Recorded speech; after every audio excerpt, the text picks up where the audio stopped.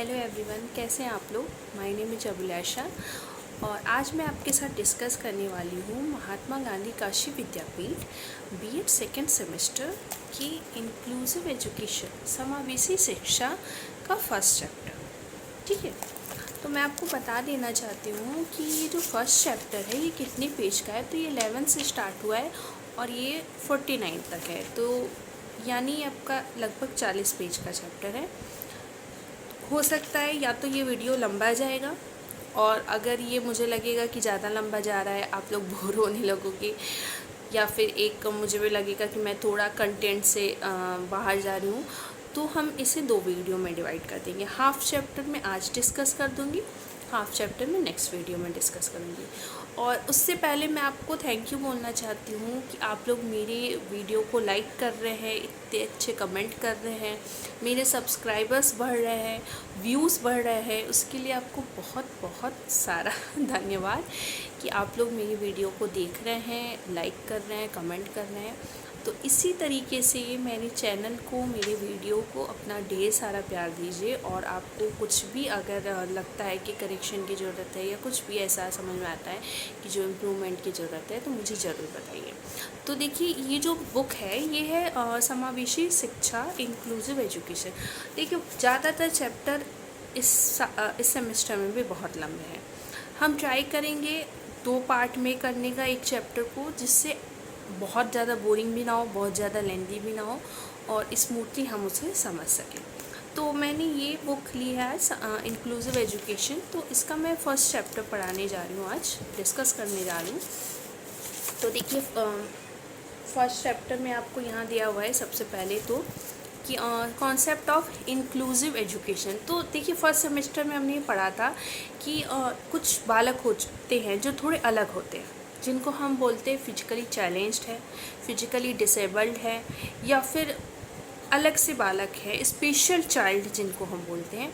तो first semester में हमने ऐसा पढ़ा था कि काफ़ी लोगों का ऐसा मानना था कि उनके लिए अलग से स्कूल बनाने चाहिए, अलग से स्कूल रखिए, अलग से कॉलेज रखिए, उनके लिए अलग क्लासरूम रखिए, जिससे वो अच्छे से एडजस्ट हो सकें। लेकिन इंक्लूसिव एजुकेशन किस बारे में बात करता है? वो ये कहता है कि अगर इस तरीके से हम उन बच्चों को जो कि फिजिकली चैलेंज्ड है या स्पेशल चाइल्ड है, अगर इस तरीके से हम उन्हें क्लास से अलग कर देंगे, स्कूल से अलग कर देंगे, कॉलेज से अलग कर देंगे, हर चीज़ उनके लिए हम अलग बनाएंगे। चलो ठीक है, उस टाइम तक तो उनके लिए अच्छा रहेगा कि वो एक अलग क्लास में बैठ रहे हैं, तो वो अच्छी तरीके से समझेंगे, फिर अलग स्कूल में पढ़ रहे हैं, अलग कॉलेज में पढ़ रहे हैं। लेकिन उसके बाद क्या हम उनके लिए अलग जॉब बना रहे हैं? नहीं। अगर चलो जॉब भी कुछ हमने बना दी, लेकिन वो सरवाइव तो नॉर्मल लोगों के बीच में ही करेंगे ना। उनकी जो डेली की जो ज़रूरतें हैं, उनका जो डेली का काम है, मार्केट जाना, सब्जी खरीदना, या जो भी उनकी डेली की ज़रूरत है, वो आगे अगर उनकी शादी होती है, वो जो उनकी रिस्पॉन्सिबिलिटी बढ़ती है, तो हर चीज़ के लिए वो नॉर्मल लोगों के साथ ही तो डील करेंगे। तो आप उन्हें कब तक अलग रखोगे? भाई, कॉलेज तक वो इन बच्चों से अलग रहे, वो उनके साथ टैकल करना ही नहीं सीखे, वो ये सीखे ही नहीं कि नहीं, अगर हम इन लोग के बीच में रहेंगे तो कुछ लोग हमें सपोर्ट भी करेंगे और कुछ लोग हमारा मजाक भी उड़ाएंगे। वो उन्होंने नहीं सीखा। तो सीधे वो कॉलेज से जब निकल रहे हैं, तो वो जब वो देखेंगे कि लोग कैसे ताना मार रहे हैं, कैसे लोग हमारी कमियों का मजाक उड़ा रहे हैं, तो क्या वो तब मेंटली डिस्टर्ब नहीं होंगे? तो उसका सलूशन गवर्नमेंट ने ये निकाला भाई, इनके लिए अलग से स्कूल, अलग से कॉलेज मत बनाओ, इन्हें नॉर्मल बच्चों के साथ रखो, एक ही क्लास में रखो, जिससे वो उन बच्चों के साथ एडजस्ट करना सीखे, वो अपने को अलग ना महसूस करे, वो अपने को डिप्रेस या फिर ये ना महसूस करे कि हमारे अंदर कोई कमी है इसलिए हम इनसे अलग पढ़ें। उनके बीच में रखो, उनके साथ रखो, थोड़ी सी उन्हें और फैसिलिटी दो, जिससे वो अच्छे से उनके साथ एडजस्ट हो सके। तो इंक्लूसिव एजुकेशन जो है, ये बेसिकली ये कॉन्सेप्ट है कि ये जो स्पेशल चाइल्ड होते हैं, इनको आप अलग से स्कूल या कॉलेज मत दो, इनको आप नॉर्मल बच्चों के साथ रखो, लेकिन थोड़ी सी इन्हें विशेष सुविधा दो, थोड़ा सा इन्हें ज़्यादा इनके साथ आप फैसिलिटी दो, जिससे उन बच्चों के साथ एडजस्ट करने में इन्हें ज़्यादा प्रॉब्लम ना हो। ठीक है, तो इंक्लूसिव एजुकेशन का देखिए कॉन्सेप्ट यहाँ दिया हुआ है कि जब इन बच्चों को अलग रखा गया, तो इससे समस्या का समाधान न होने पर सामान्य और विशिष्ट बालकों को साथ साथ कुछ विशिष्ट सुविधाओं सहित एक ही कक्षा में पढ़ाने और समावेशन को बढ़ाने का विचार प्रस्तुत किया गया। इसमें क्या है कि समावेशी शिक्षा दर्शन के अंतर्गत प्रत्येक बालक जो है वो अद्वितीय है यानी स्पेशल है और उसे अपने सहपाठियों की भांति विकसित होने के लिए कक्षा में विविध प्रकार के शिक्षण की आवश्यकता हो सकती है। जिस प्रकार हमारा संविधान किसी भी आधार पर किए जाने वाले भेदभाव का निषेध करता है, ठीक उसी प्रकार समावेशी शिक्षा विभिन्न ज्ञानेंद्रियों, शारीरिक, बौद्धिक, सामाजिक आदि कारणों से उत्पन्न किसी बालक को विशिष्ट शैक्षिक आवश्यकताओं के अतिरिक्त उन बालकों को भिन्न देखे जाने की बजाय स्वतंत्र अधिगमकर्ता के रूप में देखती है। तो इनका क्या कहना है कि जैसे हमारा संविधान सबको एक जैसा अधिकार देता है, वैसे इन बच्चों को भी शिक्षा का समान अधिकार है। बस उन्हें थोड़ी सी अलग सी सुविधा दीजिए, लेकिन उन्हें सबके साथ पढ़ाइए। फिर देखिए इसमें क्या कह रहा है कि समावेशी शिक्षा जो है वो दिव्यांग बालकों की शिक्षा सामान्य स्कूल और समान बालकों के साथ कुछ अधिक सहायता प्रदान करने की ओर इंगित करती है। यह शारीरिक तथा मानसिक रूप से बाधित बालकों को सामान्य बालकों के साथ सामान्य कक्षा में शिक्षा प्राप्त कर एवं विशिष्ट सेवाएं देकर विशिष्ट आवश्यकताओं को प्राप्त करने के लिए सहायता करती है। अब देखिए कि in meaning and definition of inclusive education, समावेशी शिक्षा का अर्थ और परिभाषा। तो क्या कह रहा है कि समावेशन की प्रक्रिया में बच्चों को न केवल लोकतंत्र की भागीदारी के लिए सक्षम बनाया जा सकता है, बल्कि उन्हें यह सीखने और विश्वास करने के लिए सक्षम बनाया जाता है कि लोकतंत्र को बनाए रखने के लिए दूसरों के साथ रिश्ते बनाना, अंतःक्रिया करना भी समान रूप से महत्वपूर्ण है। हम विशेष विद्यालय उन्हें कहते हैं जो ज़्यादातर शहरों में स्थित है, जिनका उद्देश्य केवल एक प्रकार के विशिष्ट बालकों को विशिष्ट शैक्षिक आवश्यकताओं को पूरा करना है। दूसरी वह जिन्हें अन्य सभी बालकों के साथ आस पड़ोस के सामान्य विद्यालयों में भेजा जाए और वहीं उनकी विशिष्ट शैक्षिक आवश्यकताओं को पूरा करने की व्यवस्था की जाए। यहाँ पर समावेशी शिक्षा से तात्पर्य एक ऐसी शिक्षा प्रणाली से है जिसमें प्रत्येक बालक को, चाहे वो विशिष्ट हो या सामान्य, बिना किसी भेदभाव के एक साथ एक ही विद्यालय में सभी आवश्यक तकनीकों और सामग्रियों के साथ उनके सीखने और सिखाने की आवश्यकताओं को पूरा किया जाए। तो यानी समावेशी शिक्षा का मतलब है कि एक साथ एक ही विद्यालय में नॉर्मल बच्चों को, विशिष्ट बच्चों को एक साथ रखा जाए, उन्हें सब कुछ एक समान सिखाया जाए, जो स्पेशल बच्चे हैं उन्हें थोड़ी सी और फैसिलिटी दी जाए। अब देखिए स्टैंड बैक तथा स्टैंड बैक के अकॉर्डिंग समावेशी विद्यालय से तात्पर्य ऐसे स्थान से है जहाँ प्रत्येक बालक को उसके साथियों तथा विद्यालय समुदाय के अन्य सदस्यों द्वारा स्वीकार किया जाता है, वह सहारा दिया जाता है जिससे कि वह अपनी शैक्षिक आवश्यकताओं की पूर्ति कर सके। इसका देखिए क्यों ये ज़रूरी है। इससे विशिष्ट और सामान्य बालक एक दूसरे के निकट आते हैं और उनमें सहयोग की भावना होती है, क्योंकि तब क्या होता है, ये जो स्पेशल चाइल्ड है वो नॉर्मल बच्चों के साथ एडजस्ट करना सीखते हैं, उनके साथ कोप अप करना सीखते हैं। अब सेकेंड देखिए क्या दिया है कि इससे क्या होता है कि विशिष्ट और सामान्य बालकों को शैक्षिक अनुभव में भाग लेने के समान अवसर मिलते हैं। जो विशिष्ट बालक है वो अन्य बालकों के साथ बिना किसी भेदभाव के शिक्षा प्राप्त करने का अवसर प्राप्त करते हैं। ठीक है, अब देखो यहाँ दिया है कि अंतर क्या है ट्रेडिशनल अप्रोच में और इंक्लूसिव अप्रोच में। ट्रेडिशनल अप्रोच ये कहता था कि इनके लिए अलग स्कूल बनवा दो। इंक्लूसिव अप्रोच क्या कहता है, अब हम पढ़ने जा रहे हैं कि ट्रेडिशनल अप्रोच में क्या था कि शिक्षा मात्र कुछ लोगों तक सीमित थी, लेकिन इंक्लूसिव अप्रोच में शिक्षा सभी के लिए है। पारंपरिक उपागम जो था यानी ट्रेडिशनल अप्रोच, उसमें शिक्षा व्यवस्था अत्यंत जटिल थी, लेकिन वर्तमान में शिक्षा व्यवस्था लचीली और सरल है। ट्रेडिशनल अप्रोच में शिक्षा सामूहिक रूप से दी जाती थी। इंक्लूसिव एजुकेशन में व्यक्तिगत यानी कि इंडिविजुअल अध्ययन को भी महत्व दिया जाता है। ये जो शिक्षा थी ट्रेडिशनल अप्रोच, इसका विषय केंद्रित थी, लेकिन जो इंक्लूसिव एजुकेशन है वो बाल केंद्रित है, यानी उसमें बच्चों पे ध्यान दिया जाता है। इसमें क्या था कि दिव्यांगता की दृष्टि से बालकों का पृथक्कीकरण करके सीमित सुविधाएं दी जाती थी और इसमें हर बालक को समान सुविधाएं दी जाती हैं। नेक्स्ट आपका टॉपिक दिया है कि प्रोसेस ऑफ इंक्लूसिव एजुकेशन, इसका प्रोसेस क्या है।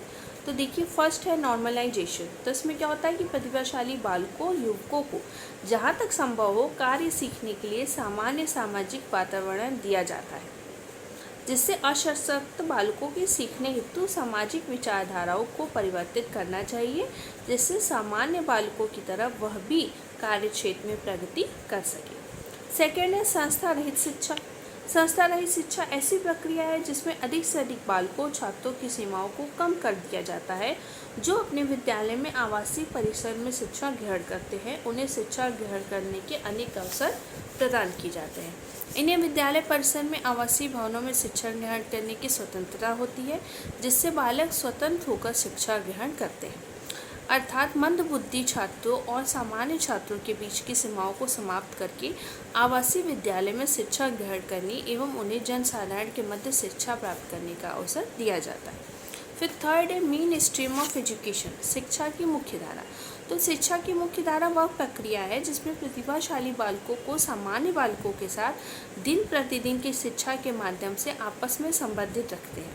अर्थात इसमें अधिक से अधिक प्रतिभाशाली बालक, युवक तथा छात्र सीमाओं को समाप्त करके आवासीय विद्यालय में शिक्षा ग्रहण करते हैं। स्टीफन तथा ब्लैक हर्ट के अनुसार शिक्षा की मुख्य धारा का अर्थ बाधित रूप से दिव्यांग नहीं बल्कि सामान्य कक्षाओं में शिक्षा व्यवस्था करना है। अब देखिए ये जरूरी क्यों है इंक्लूसिव एजुकेशन। तो बेहतर सामाजिक कौशल के लिए ज़रूरी है, शिक्षा में एकीकरण के लिए ज़रूरी है, उत्तरदायित्व के स्पष्टीकरण के लिए ज़रूरी है और शैक्षिक नियोजन के लिए ज़रूरी है। अब है समावेशन जो कि फोर्थ चीज टॉपिक है, प्रोसेस है इंक्लूसिव एजुकेशन का। ये कहता है कि समावेश यानी इंक्लूजन वो प्रक्रिया है जो प्रतिभाशाली बालकों को प्रत्येक दशा में सामान्य शिक्षा कक्ष में उन्हें शिक्षा के लिए लाती है। समावेशी, समन्वित एवं पृथक्करण के विपरीत है। पृथक्करण वह प्रक्रिया है जिसमें समाज का विशिष्ट समूह अलग से पहचाना जाता है तथा धीरे धीरे सामाजिक तथा व्यक्तिगत दूरी उस समूह की और समाज की बढ़ती जाती है। अब इम्पॉर्टेंट टॉपिक शुरू होने जा रहा है कि भारत में समावेशी शिक्षा का विकास, development of inclusive education in India. तो दो टाइप का डेवलपमेंट है। पहला है समावेशी शिक्षा का अमेरिका में विकास और फिर है भारत में समावेशी शिक्षा का विकास। तो अगर अमेरिका में बात करें तो 4 हेडिंग दिए। देखिए पहला है लुइस ब्रेल का। ब्रेल विधि जो हम पढ़ते हैं जो अंधे बच्चों के लिए होता है, तो वो लुइस ब्रेल ने क्या कहा था, वो खुद दृष्टिबाधित थे तो उन्होंने एक ब्रेल विधि बनाई जो दृष्टिबाधितों के लिए वरदान है और शिक्षण के क्षेत्र में आज भी ये सबसे प्रभावशाली की विधि के रूप में है। ये था लुइस ब्रेल का योगदान। फिर हार्वे का योगदान क्या था कि हार्वे जो थे वो एक फिजिशियन थे, ठीक है। ये दृष्टिहीन और बधिर जो बच्चे सुन या बोल नहीं सकते, देख नहीं सकते और बधिर होते यानी कि सुन नहीं सकते, कान से जो बहरे होते हैं, उनकी शिक्षा में इनकी रुचि थी। तो इनकी जो एक शिष्य था लोरा क्रेडैक, वो मूक और बधिर था, ना बोल सकता था ना सुन सकता था, तो उनको शिक्षित करने में हार्वे का बहुत बड़ा योगदान है। फिर आपकी थर्ड आती है एन सुलिवन। तो एन सुलिवन जो थी ये हार्वे की शिष्या थी।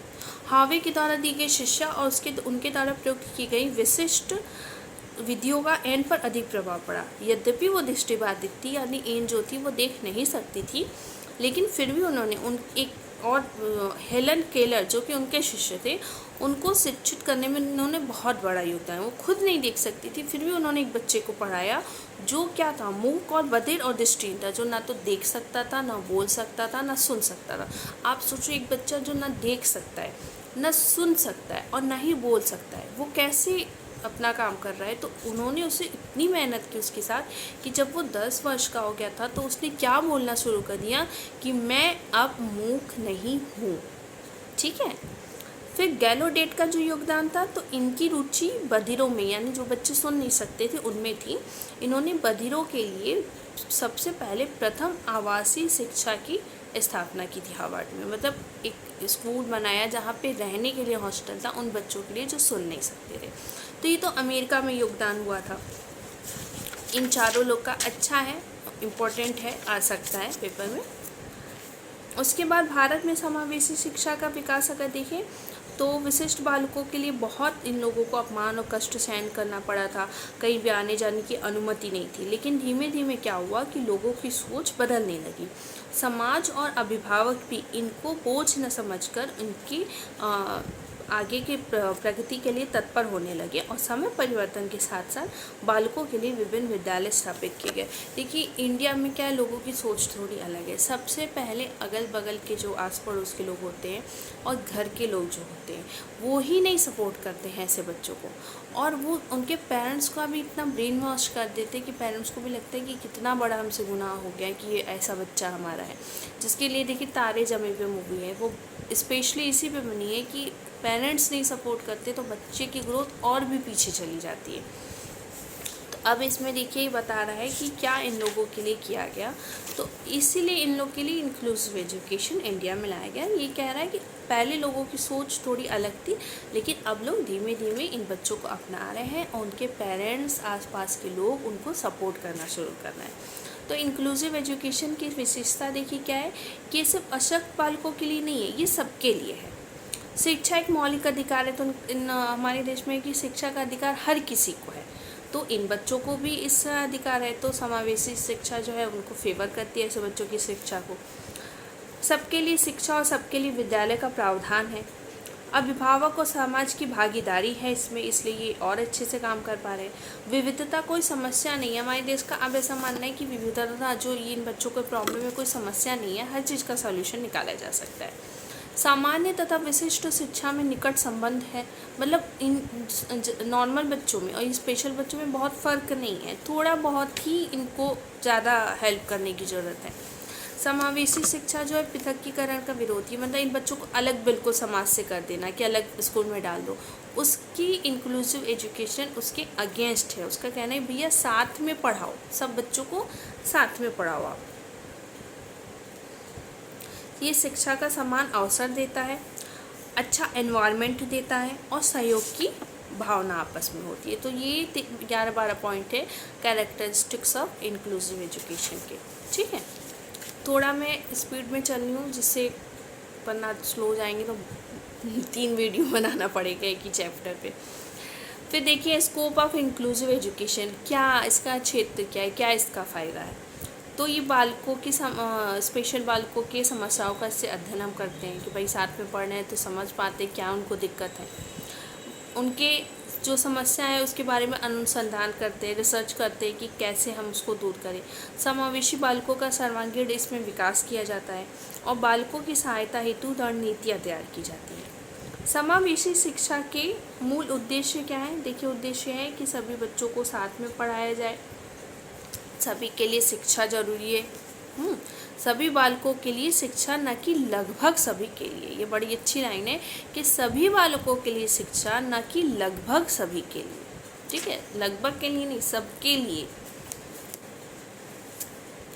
अब आवश्यकता क्यों थी इसकी, नीड ऑफ इंक्लूसिव एजुकेशन की, तो देखिए इस आवश्यकता इसलिए थी कि जो बच्चे हैं ये अपनी उम्र के अन्य छात्रों के साथ कक्षा में रहेंगे तो साथ में रहना सीखेंगे। हर बालक का उच्च और उचित अपेक्षा के साथ व्यक्तिगत शक्तियों का विकास होगा।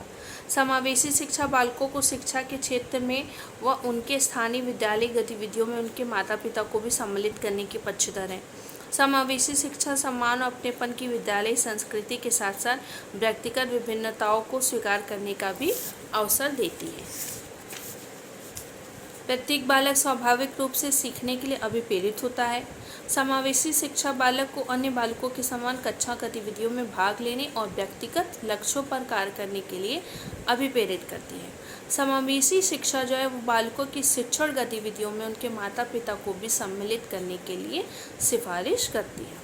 अब आधार इनका क्या है समावेशी शिक्षा का, पहला तो financial basis, social basis, legal basis. Financial basis क्या कहता है कि प्रत्येक बालक को उसके व्यावसायिक कौशलों के विकास हेतु सहायता की जाए, कार्य करने में समान अवसर दिया जाए, विशिष्ट बालक को व्यवसाय समायोजन के प्रति आत्मविश्वास जगाया जाए, उन्हें विद्यालय के कार्यों में सहभागी बनाया जाए, उनको आत्मनिर्भर बनाने में सहयोग किया जाए। सोशल बेसिस क्या कहता है कि मौलिक अधिकार जो है वो समानता का अधिकार देता है, उसका पूरा उपयोग कीजिए, सभी को शिक्षा के समान अवसर प्रदान कीजिए, असमर्थ बालकों के उत्थान के लिए परिवार, समाज और विद्यालय को प्रोत्साहित कीजिए, असमर्थ बालकों के सर्वांगीण विकास को सुनिश्चित कीजिए, विभिन्न भिन्नताओं की समझ एवं उनका स्वागत कीजिए और विशिष्ट विद्यालयों में मिलने वाली सेवाएं समान विद्यालयों में उपलब्ध कराइए। ठीक है। लीगल बेसिस क्या कहता है कि समावेशन हेतु प्रमुख कानूनी आधार के अंतर्गत दिव्यांगता एवं पुनर्वास कार्य योजना के अंतर्गत सभी असमर्थ बालकों को विभिन्न अवसरों एवं सम्मान का लाभ उठाने का पूरा अधिकार है। तो ये क्या था, बेसिस थे इंक्लूसिव एजुकेशन के 3 थे, फाइनेंशियल, सोशल और लीगल। अब क्या कहना है कि रणनीतियाँ क्या बनाई गई समावेशन के लिए, स्ट्रेटजीज फॉर इंक्लूजन। तो पहला ये कि सभी विद्यालयों में पूर्ण समन्वय किया गया कि चाहे वो प्राइवेट स्कूल हो चाहे गवर्नमेंट स्कूल हो, सब लोग आपस में मिलजुल के काम करिए और ऐसे बच्चों को पूरा योगदान दीजिए। फिर सभी के लिए विद्यालय, स्कूल फॉर ऑल, हर बच्चे के लिए स्कूल है, किसी पर्टिकुलर के लिए नहीं, हर किसी। आप इन बच्चों को एडमिशन लेने से मना नहीं कर सकते हैं उन्हें। फिर है टीचर्स टीचिंग, जो टीचर सर्विस में है या भी नहीं सर्विस में है, ट्रेनिंग ले रहे हैं, उनको सिखाइए किन बच्चों को कैसे पढ़ाना है। स्कूल के वातावरण में सुधार कीजिए। Changes in admission policy, admission के पॉलिसी में चेंज कीजिए जिससे वो हर बच्चे को एडमिशन मिल सके। Determination of various interesting syllabus, interesting syllabus डालिए जिससे उस बच्चे को पढ़ने में अच्छा लगे, हाँ, वो अच्छे से सीख सके और उसे इंटरेस्ट जागे पढ़ाई करने का। यूज ऑफ एक्सपेरिमेंटल टेक्निक, ज़्यादा से ज़्यादा एक्सपेरिमेंट वाली चीज़ें रखिए, जैसे साइंस है, आर्ट्स है, जो भी सब्जेक्ट है जिसमें एक्सपेरिमेंट आ सकता है तो उसमें एक्सपेरिमेंट से बच्चे को सिखाइए जिससे उसको इंटरेस्ट जागे पढ़ाई में। सिलेबस अकॉर्डिंग टू चिल्ड्रेन, बच्चे के हिसाब से सिलेबस बनाइए भाई, उन बच्चों के हिसाब से फिर सिलेबस आप बनाइए कि उन्हें समझने में आसानी हो। ठीक है। Use of new technique in scholastic education, नई नई तकनीक का प्रयोग कीजिए। उसके बाद क्या है कि नॉट एक्सपेक्ट टू मच, बहुत अधिक अपेक्षा मत कीजिए इन बच्चों से, जिससे वो खुद को बहुत ज़्यादा प्रेशराइज्ड ना फील करें। ठीक है। अवेलेबिलिटी ऑफ बेसिक फैसिलिटी की सुविधा दीजिए उन बच्चों को। और कांटेक्ट विद पेरेंट्स के साथ कांटेक्ट में बने रहिए। अब देखिए कह रहा है कि मीडियम्स ऑफ इंक्लूसिव एजुकेशन, क्या क्या मीडियम है इंक्लूसिव एजुकेशन के। पहला है फॉर्मल मीडियम, तो स्कूल जो है वो फॉर्मल मीडियम है। दूसरा है इनफॉर्मल मीडियम, तो जो विशिष्ट प्रकार के बालकों पर अप्रत्यक्ष रूप से प्रभाव डालते हैं वो अनौपचारिक या इनफॉर्मल मीडियम होते हैं। यही कारण है कि इन साधनों अथवा संस्थाओं को अप्रत्यक्ष साधनों की संज्ञा दी जाती है। अतः इन साधनों की ना कोई पूर्व निश्चित योजना होती है, ना कोई पूर्व निश्चित उद्देश्य होता है। परिवार, धर्म, समुदाय, समाचार पत्र, खेल का मैदान, चलचित्र आदि इनमें आते हैं। अब क्या कह रहा है कि एलिमेंट्स ऑफ इंक्लूसिव एजुकेशन के एलिमेंट्स क्या हैं। बहुत सा ऐसा टॉपिक होता है जो आपको पता है बिल्कुल सिमिलर बीएड में लगेगा, आपको लगेगा कि यही चीज़ तो अभी मैंने पहले पढ़ी थी। हेडिंग चेंज कर देंगे और उसी चीज़ को बार बार रिपीट करेंगे, आपको बड़ा कन्फ्यूजन होगा कि इस हेडिंग के अंदर मिलती जुलती हेडिंग में अभी तो अंदर कुछ और लिखा था, अब यहाँ हम कुछ और लिख रहे हैं। तो अब देखिए कह रहा है कि एलिमेंट्स ऑफ इंक्लूसिव एजुकेशन, तो क्या क्या है इंक्लूसिव एजुकेशन के एलिमेंट्स। पहला है राइट टू एजुकेशन। ठीक है। तो इनके अकॉर्डिंग क्या कह रहा है कि असमर्थ बालकों के लिए सारी चीज़ें उपयोगी हैं, वही चीज़ें उनके लिए भी उपयोगी हैं जो सामान्य बालकों के लिए उपयोगी हैं। अब आप किसी भी कोई भी विद्यालय जाति, धर्म, लिंग या अक्षमता के आधार पर किसी बालक को विद्यालय में दाखिला लेने से वंचित नहीं कर सकता है। यह है राइट टू एजुकेशन। अब है प्रोग्रेस इन एजुकेशन, तो क्या प्रगति हो रही है कि विद्यालय को अभी माता पिता सामुदायिक केंद्रों की भागीदारी बढ़ानी है और अनुसंधानों के द्वारा समावेशी शिक्षा से जुड़े नए आयाम पर समावेशन करना है। अब देखिए अवस्थाएं क्या कह रहा है, फेजेस ऑफ इंक्लूसिव एजुकेशन। तो पहली 7 प्रकार की अवस्थाएं। पहली प्रथम श्रेणी क्या है, एकीकरण की प्रथम श्रेणी में सामान्य शिक्षा संस्था पूर्णकालिक है। पूरे दिन अध्यापक सामान्य कक्षा में दिव्यांग बालकों को शिक्षा देता है। छात्र आवश्यकता के समय शिक्षाविदों की सहायता प्राप्त करते हैं। द्वितीय श्रेणी में क्या है कि छात्र जो है वो सामान्य कक्षाओं में नियमित रूप से उपस्थित रहते हैं, लेकिन कुछ कक्षाएं विशिष्ट कक्षाओं की व्याख्या के कारण निलंबित कर दी जाती हैं। फिर तृतीय श्रेणी में क्या कह रहा है कि विशिष्ट कक्षा में दिव्यांग बालकों की शिक्षा को सम्मिलित करती हैं, लेकिन छात्रों को समान कक्षाओं में अपनी उपस्थिति देनी होती है। फिर समावेशन की चतुर्थ श्रेणी में क्या है, आवासीय शिक्षण संस्थाओं को सम्मिलित करते हैं जिसमें पास के समान विद्यालय के कुछ पाठ भी होते हैं। पंचम श्रेणी स्तर एकीकरण को सम्मिलित करता है। इस स्थिति में समान बालकों को काफ़ी अधिक संख्या में दिव्यांग बालकों के साथ रखा जाता है। फिर कह रहा है कि जो छठवीं श्रेणी का है कि आवासीय स्थान पर शिक्षण तथा घरेलू कार्यक्रम को एकीकरण की छठी श्रेणी में रखा गया है और एकीकरण की 7वीं श्रेणी के अंतर्गत चिकित्सालय या अन्य कार्यस्थल आदि रखे गए हैं। महत्व क्या है देखिए, इंपॉर्टेंस ऑफ इंक्लूसिव एजुकेशन का, डेवलपमेंट ऑफ नेशन, राष्ट्र के विकास में जरूरी है। ठीक है, यूनिवर्सल डेवलपमेंट ऑफ एजुकेशन अभी राष्ट्र के विकास में जरूरी था, अब यूनिवर्स के विकास में ज़रूरी है। सार्वभौमिक विकास के लिए भी ऐसे बच्चों की शिक्षा बहुत ज़रूरी है, क्योंकि हम सब शिक्षित होंगे तभी तो देश आगे बढ़ पाएगा। और बात तो देखिए सही है, क्योंकि जो ये बच्चे होते हैं ना, उनके अंदर कॉन्फिडेंस की बहुत कमी होती है, लैक ऑफ कॉन्फिडेंस बहुत ज़्यादा उनके अंदर पाया जाता है। तो वाकई में उन्हें जब हम इन नॉर्मल बच्चों के साथ रखेंगे, नॉर्मल बच्चों के साथ पढ़ाएंगे, वो नॉर्मल बच्चों के साथ एडजस्ट करना सीखेंगे, तभी उनके अंदर का कॉन्फिडेंस जाएगा और तभी वो आगे लाइफ में सर्वाइव कर पाएंगे। तो इंक्लूसिव एजुकेशन बहुत ही अच्छी चीज़ है जो गवर्नमेंट ने इम्प्लीमेंट की है कि भाई नॉर्मल बच्चे के साथ इन्हें भी शिक्षा दो, थोड़ा सा इनको अलग से फैसिलिटी दो, थोड़ी सी अलग से सुविधा दो, थोड़ा इनके साथ लिबरल रहो, जिससे वो बच्चे खुद को अलग ना महसूस करें। अब तीसरी चीज़ देखिए क्या है कि शिक्षा का स्तर बढ़ाना। इससे जो इंक्लूसिव एजुकेशन से शिक्षा का स्तर बढ़ेगा, सामाजिक असमानता दूर होगी, सामाजिक समानता बढ़ेगी, समाज के विकास के लिए ये ज़रूरी है, बालक के व्यक्तिगत जीवन और उसके विकास के लिए ज़रूरी है, सामान्य मानसिक विकास इससे संभव है, समावेशी शिक्षा जो है वो कम खर्चीली है। अब एक नॉर्मल स्कूल बनाओ, फिर स्पेशल बच्चों के लिए स्कूल बनाओ, बहुत खर्चा है। एक स्कूल में अगर हम थोड़ी सुविधा और दे देते हैं उनको, तो ये क्या है, कम खर्चीली है हमारे लिए। समावेशी शिक्षा के माध्यम से एकीकरण संभव है, मतलब हर टाइप के बच्चे साथ में पढ़ते हैं तो वो आपस में एकता उनमें बढ़ती है। आधुनिक तकनीकों का प्रयोग करना वो सीखते हैं। ठीक है, आत्मविश्वास और आत्मसम्मान की भावना का विकास होता है और अच्छी नागरिकता के उत्तम गुणों का उनके अंदर विकास होता है। अब ये आपको दिया है कि दृष्टिबाधित बालकों के प्रति आपका क्या उत्तरदायित्व है, श्रवण बाधित के लिए क्या है, शारीरिक रूप से बाधित बालकों के लिए क्या है। तो देखिए, दृष्टिबाधित बच्चों के लिए है कि सुलभ संचालन की व्यवस्था की जाए, अल्प दृष्टि बालकों के लिए बड़े अक्षरों की किताब मंगवाई जाए, बच्चों को चिकित्सीय सेवा समय समय पर दी जाए। ठीक है, उन्हें नृत्य, गाना, संगीत जैसी चीज़ों में भाग लेने के प्रोत्साहित किया जाए। हाँ, उन्हें श्रवण प्रशिक्षण दिया जाए, ब्रेल विधि से पढ़ाया जाए। श्रवण बाधित के लिए क्या है कि शब्दकोश की जानकारी दी जाए, बोलते समय बच्चों की ओर देखिए, छोटे छोटे वाक्यों का प्रयोग कीजिए, धीमी गति से बोलिए। तो ये यहाँ तक मैं इस वीडियो में ये हाफ चैप्टर मैं कंप्लीट कर रही हूँ, थोड़ा सा बचा है, इसे मैं नेक्स्ट वीडियो में कंप्लीट करूँगी। मैं यहाँ टिक कर दे रही हूँ, वरना फिर बहुत लेंदी हो जाएगा और आपको समझ नहीं आएगा। तो आप ये वीडियो देखिए, आपको जो भी डाउट होता है आप कमेंट सेक्शन में मुझे बताइएगा, और रेस्ट चैप्टर्स का मैं नेक्स्ट वीडियो में कंप्लीट करूँगी।